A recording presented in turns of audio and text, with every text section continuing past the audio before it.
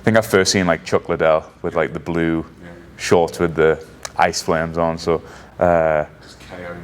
yeah, when was that? Like UFC 40 to 80 or something like. So I've seen bits of UFC then. My dad would watch it, and then I'd like wrestling when I was younger, so I'd watch like Brock Lesnar and stuff. And then when he switched to the UFC, I think it was UFC 81. He switched to the UFC, fought Frank Mir.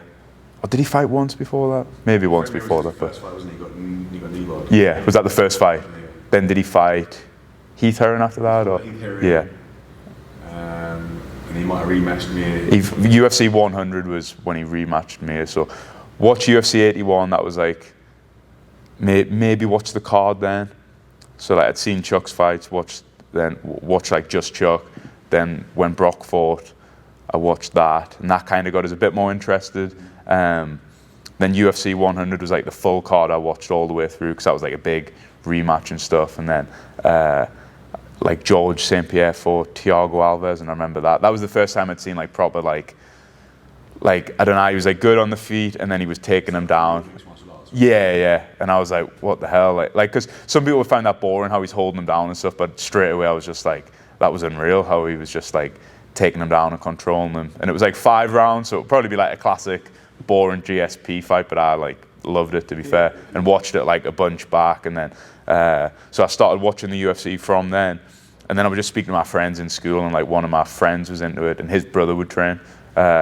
So, and a little bit before this, my dad opened a boxing gym, so I would be boxing before then as well. So I'd been doing a bit of boxing, and a few lads would come in, a few like old school MMA lads, and they would just like, they'd do a bit of boxing, but then they'd just like ask my dad if they could pull some mats out and like roll around. So they'd be I'd be like boxing, but I'd be like watching them roll and stuff. How old are you then? 13, 14 then. You've kind of been around combat sports, maybe not even known about it. It was always in your peripheral. Yeah. Like my dad done boxing, right, and he'd watch all the boxing fights. So I'd watch boxing when I was young as well. But then like, I guess MMA wasn't as popular, but then it was on TV in the UK, so I started watching the UFC then. But yeah, these lads would be like in the boxing room, like rolling around and stuff. So I'd be watching them and kind of intrigued, but like I was like 13 and they were like 100-kilo blokes, like 40-year-old blokes who'd trained for years and that. So and that's who ended up coaching as one of them. So he was I think he started training in the 90s. So and just like buying videos and stuff and watching Pride and everything. So he trained for like 15 years when I like first started. Like no graded, just no grade and just nogi and MMA. Like, do you know Ross Pearson? He would fight in the UFC. He'd coach him and he'd be in his corner and stuff like that. Yeah, that was, so they'd be rolling around and stuff. And then my friend at school, his brother had an MMA fight. He was like 4 years older than us, I think. So he just said, you want to come along one night and train? So like he picked us up and stuff and then took us to a gym. But I think I only went back there twice. But the next time was a proper class and it was a different guy teaching. And like the guy looked like pretty intimidating. So I was like, oh, he must be a beast. But like he showed about like 15 different moves in like 10, 15 minutes. And like you got like a rep or two on it, then it was like right back in and all different positions. So like I thought that was unreal, but like you just couldn't take any of it in. Like, so I remember going back home, like saying to my dad, like, oh, like look at this move from here, and like he's resisting us as I'm doing it, so it's just not working. I'm like, what the hell? Why is this not working? Like, but went there, and then like he wouldn't be too consistent with training, and I like wanted to train, so I just looked somewhere up online, and then it was in Durham, so a little bit closer to me. And then that was like the guy who would go to the boxing gym. He was teaching the class there, and that was like more of a like proper. It was like no-gi jiu-jitsu. It was advertised as MMA. I wanted to do MMA, so because I was boxing as well. I'd box 3 times a week, and then like I'd want to do MMA. So, but it was just pretty much no-gi grappling the class. But so that's when that was like a Wednesday and a Friday.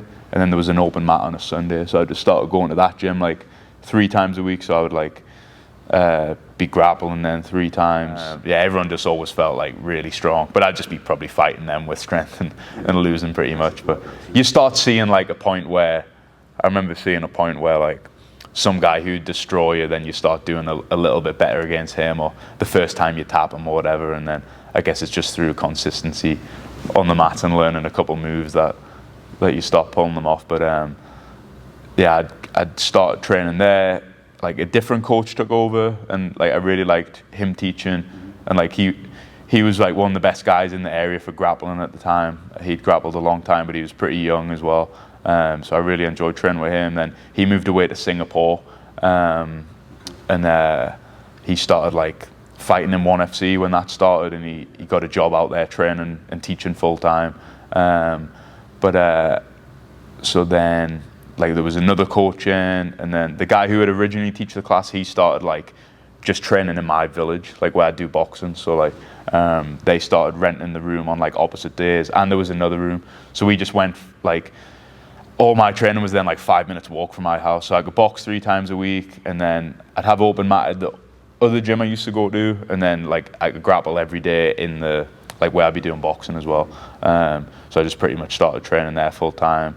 And it was like more geared towards MMA. Like I'd done a couple grappling competitions, and then had an MMA fight. Then it was kind of one of them points where it was like, do you want to grapple or do MMA? Then I just decided I enjoyed grappling more. So that was probably like 2013, 14. And we trained there for a good few years. It was just in like a community center. We'd just like pull the mats out every session and put them away end of the session, like big like heavy mats. I'd get there early, lay all the mats out, then would train a few hours and then put all the mats away. My friend knew a place where some guy had a weights gym, and upstairs he had a matted room just to rent out.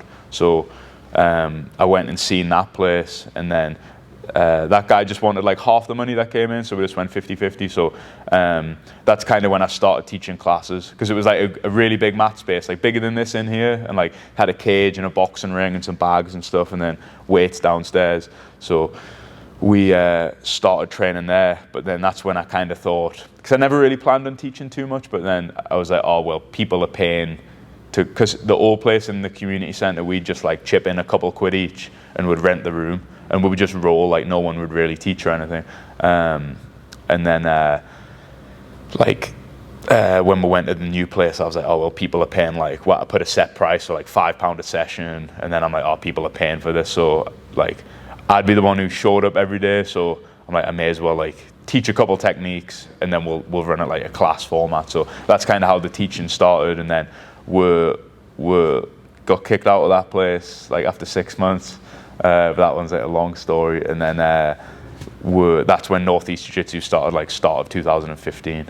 And then it's just like we were just training in a factory for like, how many years was that? From 15 to mid 18, so like 3.5 years. One of the lads who trained with us, him and his dad had like a metal fabrication factory, so we were just training like an office room in there, like and that's where we were for like 3.5 years, and we built up. It was funny because like it was upstairs, and like there was a code on the door to get in the factory, and like random people would come, but it was kind of weird then. It was just word of mouth, and we had a Facebook page, but like we didn't really advertise the classes because it was kind of like, oh, we're allowed to be doing this, and then we'd have a code on the door, so new people would show up and they wouldn't know the code, but if they were late or anything, we'd be training, so like you couldn't hear them outside, and now and then there's like people be throwing like little stones off the window to get our attention, and you'd shout the code out, and then they'd just walk through some weird factory, and they'd be nervous to come in because it's their first session, they've never met anyone, and they're probably like, where the hell is this gym? Like, but we trained there 3.5 years, built up enough of enough memberships to then like get this place, and then been here like 4 years now.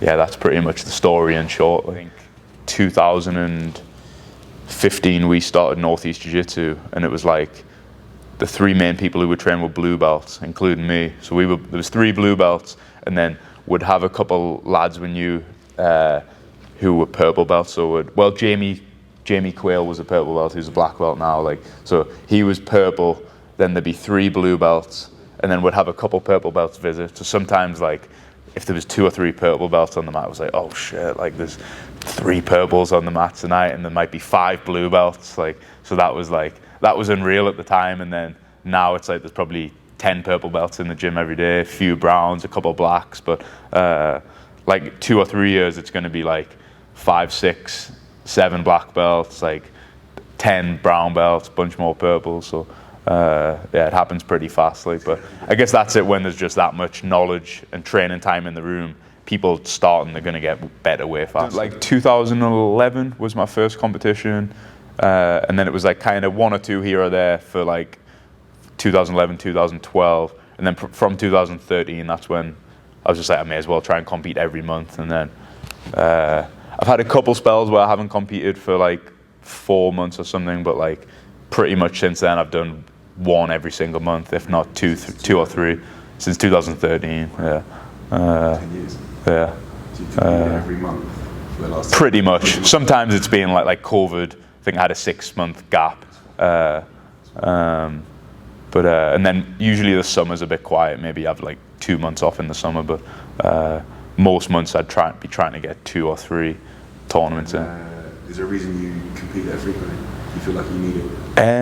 I just feel like I used to get like, I'd be really nervous for tournaments, and the best way to get over it is to just like compete a lot, I guess.